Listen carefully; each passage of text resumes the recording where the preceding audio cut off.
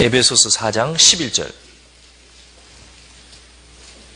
자, 이 부분은 아주 중요한 얘기니까 우리 한번 깊이 생각해 봐야 됩니다. 에베소서 4장 11절.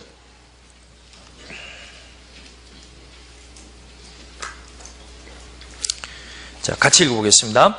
그가 혹은 사도로, 혹은 선지자로, 혹은 복음 전하는 자로, 혹은 목사와 교사로 주셨으니, 여기 그가, 이게 주님입니다. 주님이 사도로, 혹은 선지자로, 혹은 복음 전하는 자로. 자, 이건 이제 옛날 초대교회에 있었던 거고요. 지금은 없습니다. 그 뒤에 혹은 목사와 교사로 주셨으니. 자, 목사는 성경을 가르치는 사람이고 교사는 이제 교회학교 또는 성경을 맡아서 말씀할 수 있는 그런 사람들입니다.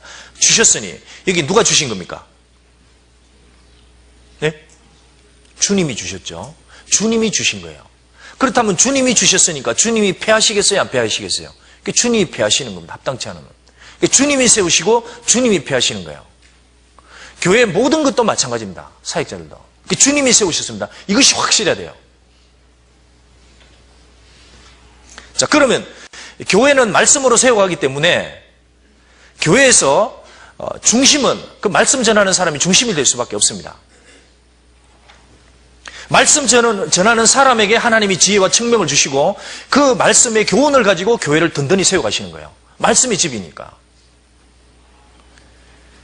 그래서 말씀 전하는 사람 중심으로 교회를 세워가고 그 판단에 따라서 교회가 정책이 되고 이렇게 가는 겁니다. 이걸 주님이 세우시고 인도하신다는 걸 우리가 믿어야 되는 거예요. 마음으로.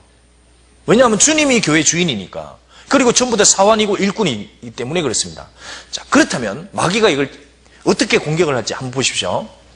마귀는 이 진리의 기둥과 터가 되는 것이 교회임을 압니다. 또 이 사람들의 신앙을 붙잡고 있는 게 성경인 걸 안 거예요. 그 성경을 공격하게 합니다. 그 성경을 이상하게 상대적인 걸로 이렇게 받아들이게 만듭니다.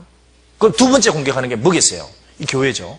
그럼 교회에서 가장 공격의 대상이 누가 되겠습니까? 말씀 맡은 사람입니다.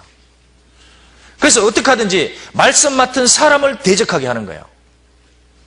그 시비를 걸게 하고 그렇게 대적을 합니다. 자, 그렇게 되면 이제 마귀가 딱 노리는 게 뭐겠어요? 교회에서 말씀 전하는 사람에 대해서 이상한 생각이 딱 생기게 되면 그때부터 원망이 생기게 되면 이게 말씀이 안 들어옵니다.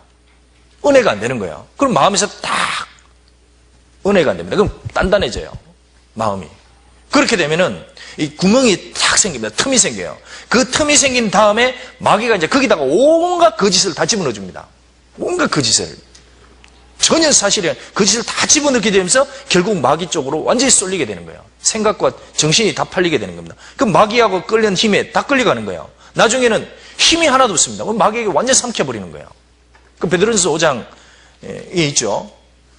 깨어라. 너희 대적 마귀가 두루다니며 삼킬 자를 찾네. 실제 삼킨다는 거예요. 신앙을 완전히 삼킨다는 겁니다. 자, 우리가 광야교회를 잘 압니다. 광야교회에서 원망이 나오고 불만이 나왔습니다. 그리고 그들이 판단이 나왔어요. 그 당시의 환경으로 보면은 그게 아주 맞는 이야기가 있었습니다. 근데 시간 지나고 보니까 전혀 아니었잖아요. 당시는 바른 원망 같았는데 성경에서는 그 원망과 판단은 결국 마귀로부터 온 거잖아요. 이제 지나간 역사가 그렇다는 겁니다. 사람이 마귀의 거짓을 받아들이게 되면 어떻게 되겠어요? 힘이 하나도 없습니다. 영적으로 힘이 하나도 없고요.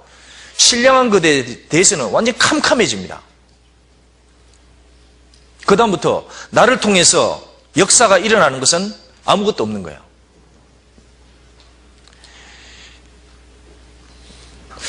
구약 성경을 쭉 읽어보면은 그 원망과 불만을 토하는 사람들이 많이 나오잖아요. 그 이제 원망하다가 많이 쓰러졌는데 그 사람들이 저는 가만히 보면 못 본 게 있으세요. 그게 뭐냐면 자신들 위에 불기둥과 구름기둥이 실제 임재했잖아요. 그걸 못 본 거예요. 전부 사람만 보게 된 겁니다. 그러면서 완전히 그들이 엎드러지게 된 거잖아요. 우리 시대도 마찬가지일 겁니다.